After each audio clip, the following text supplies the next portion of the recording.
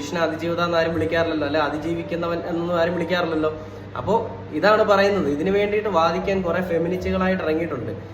അപ്പോൾ ഈ പറയുന്ന നമ്മളെ പോലുള്ള ആളുകൾക്ക് ചോദിക്കാനും പറയാൻ ആളില്ലാതെ വരുന്നൊരു അവസ്ഥയാണ്. അപ്പോൾ അതിന് വേണ്ടിയിട്ട് രാഹുൽ ഈശ്വർ ഇപ്പം നിലകൊള്ളുന്നു എന്ന് നമുക്ക് മനസ്സിലാക്കാൻ സാധിക്കും. അപ്പോൾ രാഹുൽ ഈശ്വർ കൊടുത്ത ചുട്ട മറുപടിയൊക്കെ നമുക്കൊന്ന് കേട്ടുപോകാം.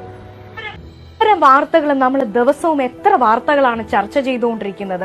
ഇവിടെ വന്നിരുന്ന് ഇടതുപക്ഷ നിരീക്ഷകനായാലും ശ്രീ രാഹുൽ ഈശ്വർ ആയാലും നിരന്തരമായി ഈ ചർച്ച തുടങ്ങിയ നിമിഷം മുതൽ ഇവർ രണ്ടുപേരും ആ സ്ത്രീയുടെ ക്രെഡിബിലിറ്റിയെ ചോദ്യം ചെയ്തുകൊണ്ടേയിരിക്കുകയാണ്. എന്താണ് സംഭവിക്കുന്നത്? ഇതുപോലുള്ള ആളുകളുടെ സംസാരം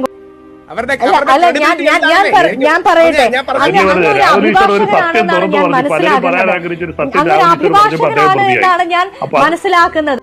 താങ്കളുടെ ഓഫീസിലേക്ക് പോക്സോ അതിജീവിതയായിട്ടുള്ള ഒരു പെൺകുട്ടി വന്ന് അവരുടെ പ്രശ്നങ്ങൾ പറയുമ്പോൾ അവിടെയും ഇതേ ക്രെഡിബിലിറ്റി എന്ന് പറയുന്ന സാധനം വെച്ചായിരിക്കും